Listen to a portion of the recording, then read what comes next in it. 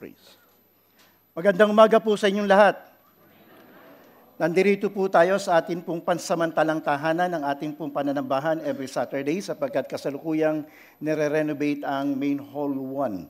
Ang napansin ko lang, unang napupuno ang likuran at ang harap ay hindi masyadong napupuno. Siguro natatakot na yung aking laway ay matalsikan sila. Pero na-prove ko na mga kapatid, ang laway ko hanggang dyan lang. So safe kayo dyan na mga nasa unahan. Napapasin ko lang din naman, sa Pilipinas, unang napupuno ang harap ng jeep. Yung likod hindi masyadong napupuno po yan. Kaya ang bala ko, magpatayo ng church kapag ni-renovate, ewan ko kung ni-renovate pa rito, sabihin ko courting jeep para sa ganun, unang mapuno yung nasa harapan. Hindi ko lang alam kung papayag ang mga member ng Board of Trustees. Ilang paalaala lamang din po, mga kapatid, sa mga nangyayari sa Middle East. Maraming mga news tayong nakikita sa social media. Maging maingat po tayo sa sabihin natin, pag-share at paniniwala ang mga bali-balita. Tatlong paraan lang para sa ganun ay maging safe tayo. Number one, tingnan po natin yung source. Kinakailangan legit yung source na atin pong titingnan. At pangalawa, i-verify po natin yung content. At pangatlo, i-cross-check po natin yung balita na atin pong naririnig sapagkat marami po ang naliligaw ng kanila pong meron mga tinatawag ngayon na mga AI-generated videos. Ang tawag nila ay masyadong napapalitan na yung mga muka, gano'n, deep face ang tawag nila, deep face ang tawag po nila. So, dahil diyan, nais ko lang din namang magbigay ng ilang paunawa at paglilinaw. Ang mga bidyong ipapakita ko ay ginawa din ng artificial intelligence para lamang sa layuning paglalarawan at malikhaing paggamit. Hindi ito ginawa para lindangin o dayain ang sinuman. Ang layunin ng pagbabahagi ng content na ito ay magsilbing pantulong visual at para lalong maging malinaw ang mensahe. Hinihikayat ang mga manonood na mag-ingat at gumamit ng critical na pag-iisip sa anumang AI-generated media. Meron din po tayong mga sermon notes na available po sa atin pong ushering table at meron din namang QR code na pwede po nating i-download sa PDF sa lahat ng mensahe na atin pong naririnig. Ang paksa po natin ay let's go seek, pursue and conquer for Christ. Dahil dito, ang napili ko ay ang The Life of Paul, ang buhay at ang ministry ni Apostol Pablo. Meron po tayong 10 na tatalakayin sa ating po mga pag-aaral. Una, natalakay na po natin ang Paul's radical conversion and transformation. Ito po yung Damascus experience niya sapagkat dito nagpasimula ang lahat kung paanong binago ng ating Panginoon ang 180 degrees na buhay ni Apostol Pablo. Ang sabi natin sa ating pong conclusion, Paul's story reminds us, no one is beyond God's reach. Jesus transforms the worst sinners into the greatest witness. Every conversion has a divine purpose. If Jesus could save Saul, the persecutor, he can save anyone. And if he could use Paul, he can also use you. Wala pong exempted sa biyaya ng ating Panginoon. Lahat ay abot ng biyaya ng ating Panginoong Diyos. Yung pangalawa naman pong pinag-aralan po natin, pursuing the call, Paul's preparation and obedience. Ang atin naman pong naging conclusion dyan, before Paul became the great missionary to the Gentiles, he was faithful in small things. Obedience, ang keyword po natin doon. The same is true for us. God is preparing us now for what He will do next. Unti-unti, inihahanda tayo ng ating Panginoon sa mas malawak pa at mas malaking paggagamitan sa atin ng ating Panginoon. Ito naman po ang ating pong paksa na tatalakayin ngayon. Conquering opposition, Paul's perseverance in persecution na nakabase sa Acts chapter 16, 16 to 34. Minsan pa po, pakinggan po natin ang bidyong ito para po sa atin pong key passage. They were severely beaten and then they were thrown into prison. The jailer was ordered to make sure they didn't escape. So the jailer put them into the inner dungeon and clamped their feet in the stocks. So to summarize, mga kapatid, Ang atin pong pag-aaral ay second missionary journey ni Apostol Pablo na sila ni Silas ay ibinilanggo dahil sa isang kaso na hindi naman nila ginawa. Ito ay upan lamang hadlangan ang pagpapahayag ng salita ng Panginoong Diyos, pero hindi nagwagi yung pong pagtangka sa kanila, kundi patuloy na lumaganap ang salita ng ating Panginoon. Kung titingnan naman po natin ang ating pong central thoughts sa ating pong pag-aaral, ito yung pinaka-summary ng buong message po natin. When we face opposition, our faithful response can turn trials into testimonies and lead others to Christ because God turns trials into gospel opportunities. Lahat ng mga pinagdadaanan po natin, maaaring mga opposition, maaaring persecution, maaaring mga trials, challenges, hindi po nawawalang kabuluhan yan. Ang maganda niyan, mga kapatid, i-convert natin yan sa pagkakataon po natin na makapag-testify, makapag-share at maging gospel opportunities po ito. Ito yung naranasan ni Apostol Pablo. Yun pong kanila pong pagkakabilanggo. Naging opportunity pa yon para mayroong ma-born again, para mayroong makarinig ng salita ng ating Panginoon. Kaya hindi po nasasayang ang lahat ng mga bagay na ating pong pinagdadaanan. Ating pong outline ay tatlo. The source, the response, and the outcome of opposition and persecution. Tingnan naman po muna natin ang the source. Saan kaya nanggagaling? Sabi ng ating kasaysayan, ito, Acts 16:16-18. One day, as we were going down to the place of prayer, we met a slave girl who had a spirit that enabled her to tell the future. She earned a lot of money for her masters by telling fortunes. She followed Paul and the rest of us shouting, "These men are servants of the Most High God, and they have come to tell you how to be saved." This went on day after day until Paul got so exasperated that he turned and said to the demon within her, "I command you in the name of Jesus Christ to come out of her," and instantly it left. Acts 16:19-24. Her master's hopes of wealth were now shattered, so they grabbed Paul and Silas and dragged them before the authorities at the marketplace. "The whole city is in an uproar because of these Jews," they shouted to the city officials. "They are teaching customs that are illegal for us Romans to practice." A mob quickly formed against Paul and Silas, and the city officials ordered them stripped and beaten with wooden rods. They were severely beaten, and then they were thrown into prison. The jailer was ordered to make sure they didn't escape. So the jailer put them into the inner dungeon and clamped their feet in the stocks. So sangayon sa atin pong kasaysayan, sa pangangaral ni Apostol Pablo at ni Silas, merong isang insidente. Meron dong isang babae na possessed ng masamang espiritu, particularly divination. Yung divination na particular na tinutukoy dito, mga kapatid, ay yung panghuhula, fortune telling. Sino rito ang mga manghuhula? Dito meron po bang mga manghuhula? Walang manghuhula. Sino man dito ang nagpahula na? Alam ko naman hindi tayo aamin kahit ano'y tanong ko. So yun, mga kapatid, yun. Sa Pilipinas, meron yan, di ba? Sa Quiapo, alam ko, meron yan, di ba? Mga bolang kristal, mga ganyan, mga panghula. Yun. Ito po yung babaeng ito. Pero yung pong kapangyarihan niya ay nanggagaling sa masamang espiritu. Kaya ginugulo nila si Apostol Pablo. Tama ang mensahe. Sabi nga doon nung babae, servant of the Most High God. Tama, mali. Tama. Talaga naman silang servants of the Most High God. Pero ang problema, mga kapatid, yung source, yung pinanggalingan. Inaalihan ng masamang espiritu. Pagkatapos si Apostol Pablo, malilito tuloy yung tao.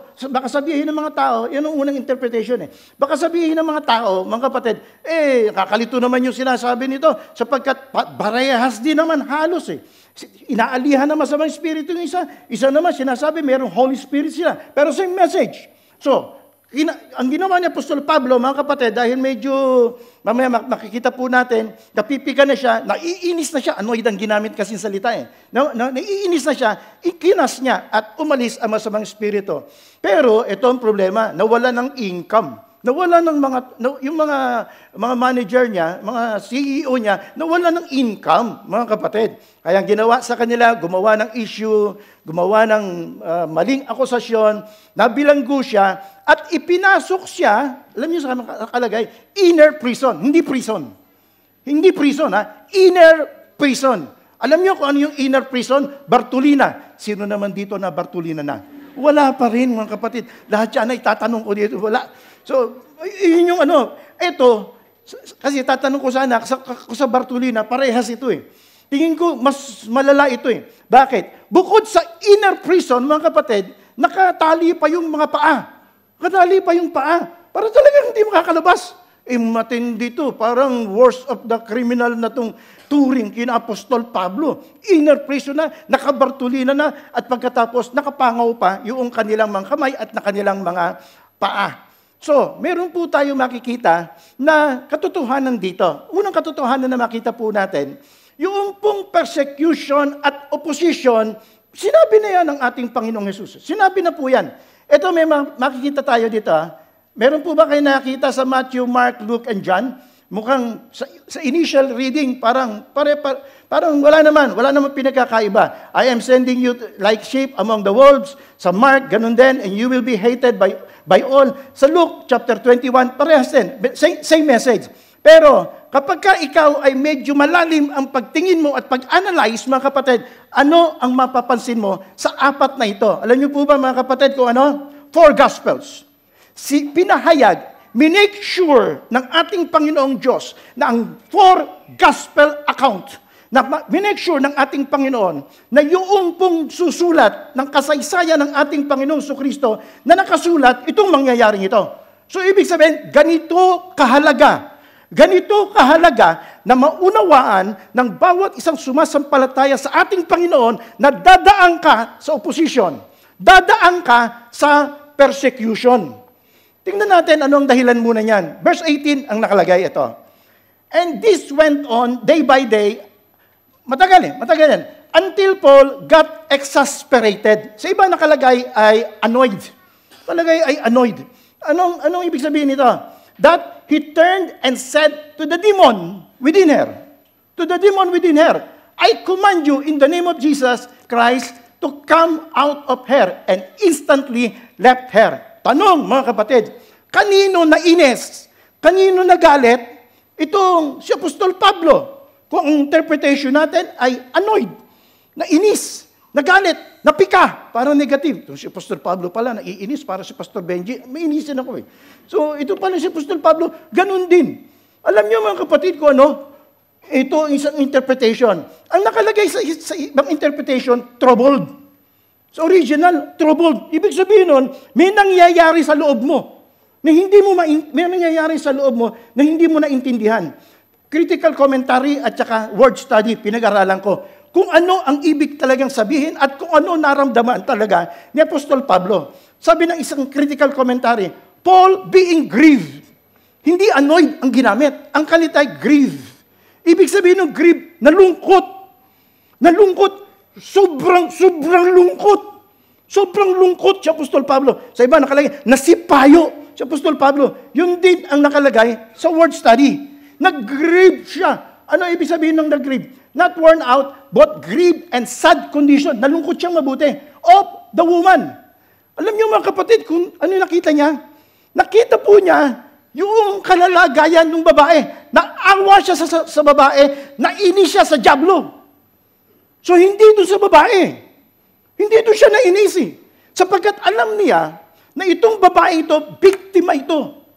Alam niyo mga kapatid ko, ano nakikita ko dito? Si Apostol Pablo, alam niya kung ano ang nangyayari sa mga taong walang Jesus Christ sa puso nila.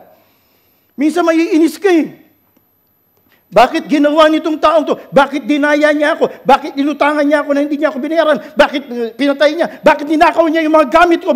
Maiinis ka. No, normal yon. Totoo naman yon. Wala naman akong problema doon. Normal po yan. Pero alam niyo kung ano dahilan nun? Mayroong kumikilos na masamang espiritu doon sa tao. Maaari hindi siya possess. Pero ganoon ang tinitingnan ng Biblia, ang bawat isang hindi mananampalataya, malayo sa ating Panginoon at nandoon ang kapangyarihan at pagkilos ng kasalanan. Dito medyo mabigat lang sapagkat mayroon ng mga, may tinatawag kami mga hierarchy of demon. Ito talagang possess na itong babaeng ito, mga kapatid. So, meron tayong tinatawag na source, una, spiritual. Spiritual world, mga kapatid. Merong 2 Corinthians ninyo, the God of this age has blinded the minds of blinded. Ibig sabihin, bulag. Ano pagkabulag ka? Ano mangyayari sa'yo? So that they cannot see the light of the gospel. Hindi nila makikita Kahit ano pa.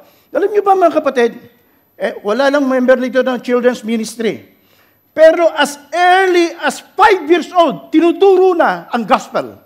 Dito, tinuturo na po. Tinuturo na po yan. Naiintindihan ng bata. Bata, naiintindihan. 7 years old. Apo ko, 8 years old po yan. Naiintindihan na nila na dapat tanggapin si Jesus Christ. Na makasalanan ka. Na wala. Hindi ka mapupunta sa langit kung hindi kay Jesus Christ. Naiintindihan na po nila yun. Naunawaan na po nila yun. Pero bakit hindi nila maintindihan? Blinded. Bakit mayroong mga tao hindi nakakaunawa? Blinded. Nabubulagan po sila. Spiritual world. Yun ang kalaban. Yun po ang source natin. Kontrolado. Pakikita ko sa inyo, bigyan ko lang kayo ng isang halimbawa na kapag ka blinded ka, ay hindi mo maiintindihan, hindi mo mauunawaan. Pumikit lang po tayo. Testing lang po. Lahat tayo pumikit. Lahat tayo pumikit. Okay. Nakapikit ka, humarap ka sa kaliwa. Humarap ka sa kaliwa. Ngayon sasabihin ko, ang ganda-ganda ng katabi mo. Maniniwala ka? Dumilat ka ngayon. Kita mo, hindi ka maniniwala? So, nakapikit ka man, dumilat ka man, hindi ka naniniwala. Hindi ka naniniwala dahil nakapikit ka, dahil hindi mo naman nakikita. Nung dumilat ka, hindi ka rin naniniwala dahil hindi talaga maganda. So, yun ang ibig po sabihin ng blinded. Yun po ang ibig sabihin ng blinded. Ibig po sabihin yan ay hindi nila naiintindihan ng gospel. Spiritual.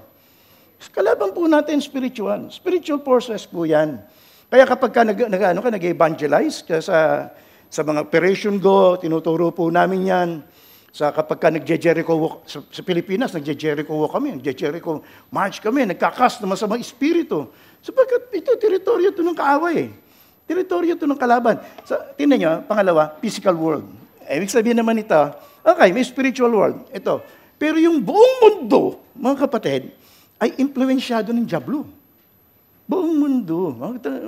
Teritoryo niya po ito As a battlefield tayo. Ginawa nga ng Diyos ang mundo. Wala ko naman akong problema doon. Pero teritoryo ito ng kaaway. Nandirito siya. Yung presence niya ay nandirito. Hindi naman sa ako, Pastor, naniniwala sa mga pamahay. No. Alam ko na mayroong spiritual force. At ginagamit ng mga kaaway yung mga tao. Dito sa istorya natin, ang ginamit ng kaaway, yung babae, pagkatapos yung master, ginamit nila, yung mob, ginamit na, lahat yan, ginamit ng kaaway at ginamit ng diablo. Sapagkat sa ngayon sa 1 John chapter 5, verse 19, sabay-sabay nga po nating basahin. 1, 2, ready, read.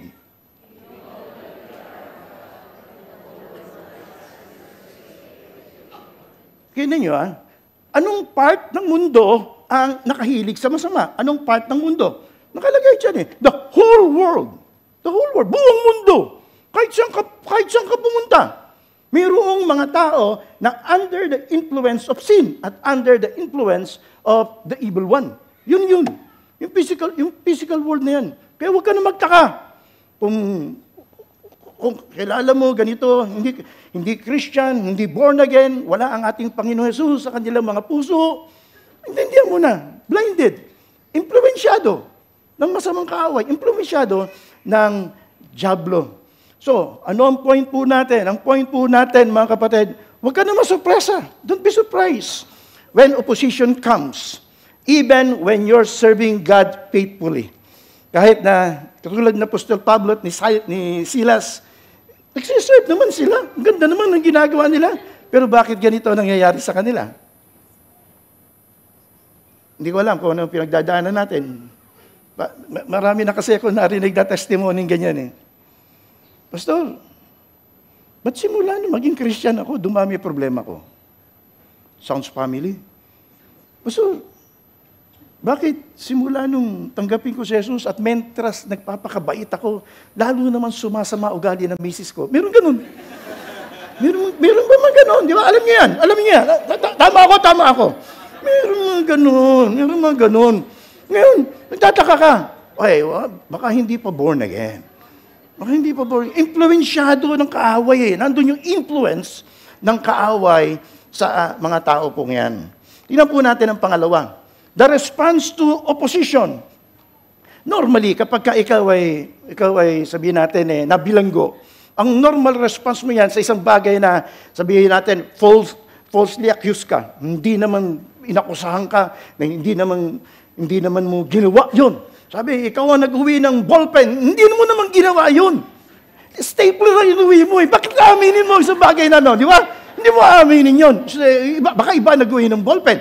Minsan ganyan, falsely accused ka, akusahan ka, magagalit ka ngayon doon sa taong yon. Siguro si Apostol Pablo, dapat. Kasi karaniwan, yun ang normal na response ng tao. Ito naman ang tanong, as a Christian, ano magiging response mo? Bilang Kristiyano, bilang anak ng Panginoong Diyos, ano naman kaya ang magiging tugon mo? Ito, tandaan ninyo mga kapatid. Hindi mo kontrolado ang gagawin sa iyo ng tao. Saktan ka ng tao, murahin ka ng tao, galitin ka ng tao, hindi mo kontrolado. Pero ang tanong ay ito, palagi ang tanong, anong karakter mo ang na-produce? At the end, anong karakter mo ang nakita ng Panginoong Diyos sa'yo? Paano ka nag-respond? Paano mo tinugunin ito ng mayroong, sabihin natin, Christian spirit, the character ng isang anak ng ating Panginoong Diyos? Tingnan po natin yung response ni Apostol Pablo. Ang response nila, prayer and praise in the mid of pain. Ang tindi nito, mga kapatid.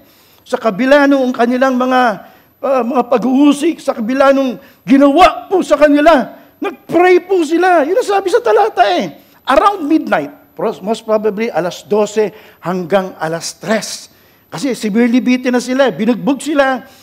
Tapos ay pinasok sa loob. Around midnight, Paul and Silas were praying and singing hymns to God. Maawit pa. Ang tindi yun. Yung gumagawa ng AI video ko, sabi ko, ano kaya ang inaawit ni Apostol Pablo? I-search kami, mga kapatid, mayroong 3 na sinuggest na inaawit ni Pablo at ni Silas. Number 1 dito, Tehillim, na makikita natin sa Psalms 113 to 118. Yung pangalawa, mga kapatid, ay Song of the Ascent. Yung makikita naman sa Psalms 121 to 134. Yung isa naman, mga kapatid, Hallel, na makikita naman natin sa Psalms 133. Ay sabi ko, hindi natin tiyak yan. Mahirap yan. So gawin na lang natin, tingnan natin kung paano kaya umawit si Apostol Paul. Ito sabi ko sa inyo, para illustration purposes lang, mga kapatid. Tingnan natin kung paano kaya umawit si Apostol Pablo at si Silas. Give thanks to the Lord, for He is good. He is good, good. Give thanks to the Lord, for He is good. He is good, good. May blending pa, no? Bisa kasi ang tanong sa akin, yung iba, Pastor, sino yung nag-second voice? Huwag niyo na ako tanungin, Pastor, kung sino yung nag-second voice yan. So, ano lang yan? Maaari, no? Na Thanksgiving. It's about Thanksgiving. Sapagkat yung 3 Psalms na yun, na binanggit ko, it's about Thanksgiving. Nagpapasalamat sila sa ating Panginoon. Nakikinig yung mga tao, mga prisoners, kapwa nila prisoners. Ganito itong taong to. Ibang klase sila. Ibang klase yung response nila. Kakaiba sila. Nandun pa rin ang joy nila. Nandun pa rin ang kagalakan nila. Itong Philippians chapter 4, 4-7, sinulat ni Apostol Pablo while in prison. Prison epistle po yan eh. while in prison. Tingnan niyo kung paano niya in-encourage ang church sa Philippi. Ang sabi ni Apostol Pablo, rejoice in the Lord. Wow! Nakakulong ka, Paul. Paul, nakakulong ka. Nakabartulina ka. Pagkatapos sasabihin mo sa amin, rejoice. Rejoice in the Lord. Sapagkat yung joy, mga kapatid, ay hindi nasa circumstances. Hindi po nandiyan dyan eh. Sa puso mo yun. Nandun sa loob mo yun eh. Yung peace, nasa loob mo yun. Ito yung sinasabi dito ni Apostol Pablo. At yun ang naramdaman nila. Ganon sila nag-respond, mga kapatid. Hindi po sila, pwede sila mag-respond na nagko-complain sila, nagagalit sila, pero hindi. Hindi. Nagpuri, hindi pa nila alam kung ano gagawin ng Panginoong Diyos, pero sila ay nagpuri at nagpasalamat sa ating Panginoon. Medyo ni-research ko ng kaunti, yung benefits ng pag-awit. Meron kayang ano? Sino rito ang marunong mag-solo? Meron po bang marunong mag-solo? Wala na naman tataas niyan. Yung nagsosolo, ibig sabihin nun, siya lang, ha? Wala tayong lahat dito. Sakala siya kakanta. Yun yung solo. Yun yung solo. Oh, meron naman mga bathroom boys. Alam niyo bathroom boys? Bathroom boys naman mga kapatid, sa banyo lang yan. Mga pambanyo lang yan ang kumakanta.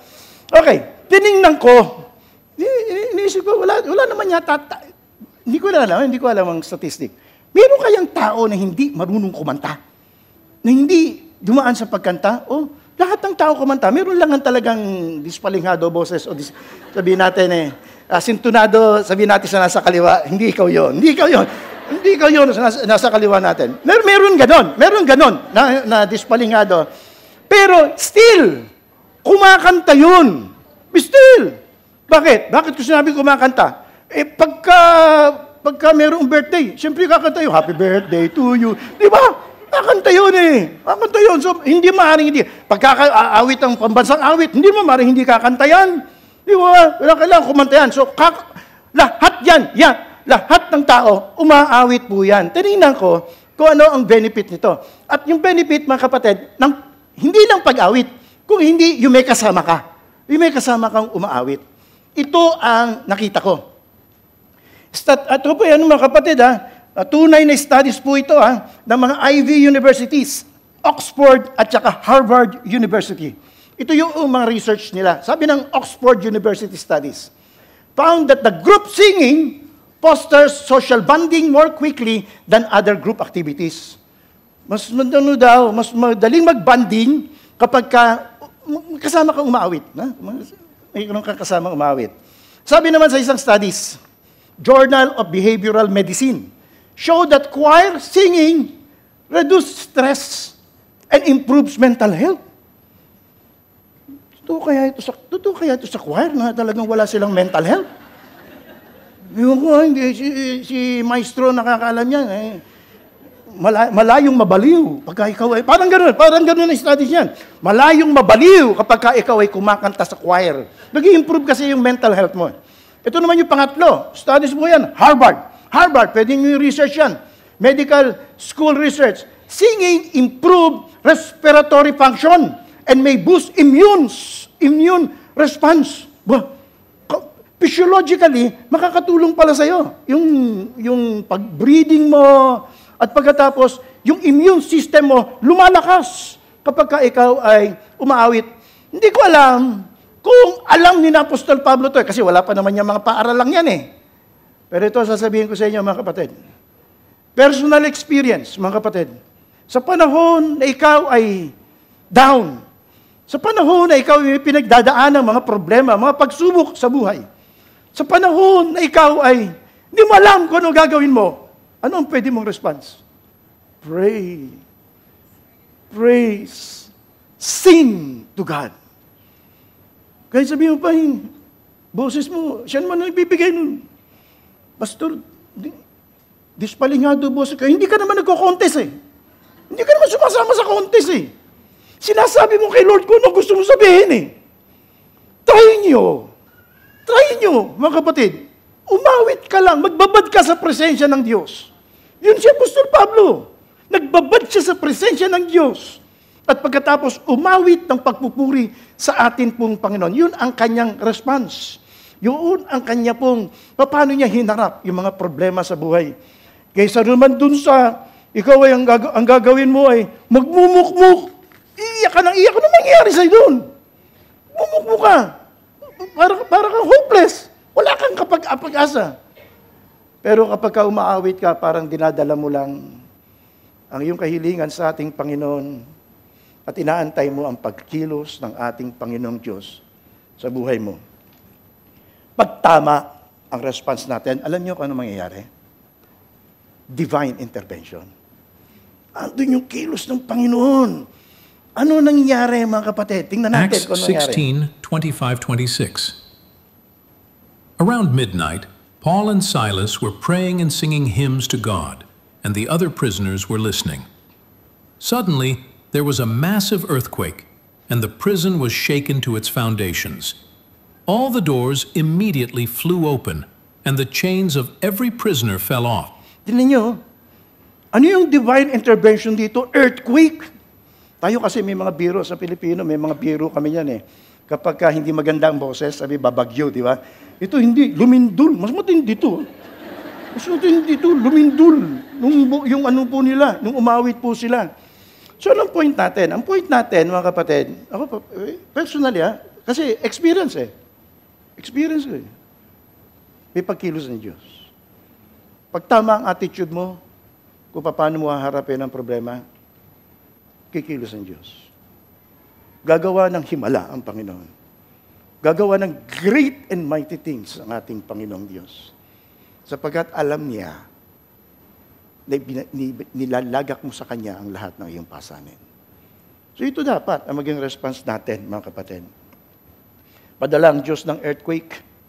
Binuksan yung mga tanikala niya. Buksan. Ganda yung isang paboritong awit na inaawit ng aking ina. Nasa langit na ang kanyang kaduluwa. Amen. Inaawit niya ng ang Diyos ay Diyos ng himala. Celia Marcelo.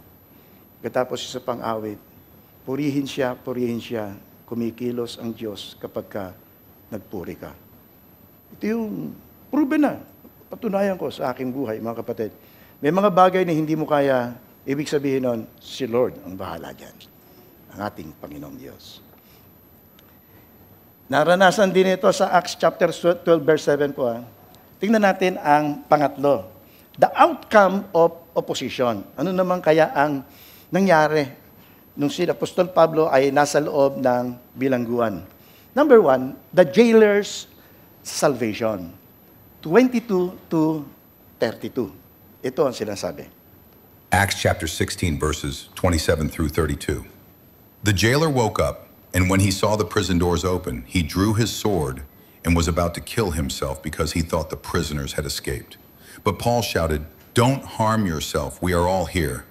The jailer called for lights, rushed in, and fell trembling before Paul and Silas. He then brought them out and asked, "Sirs, what must I do to be saved?"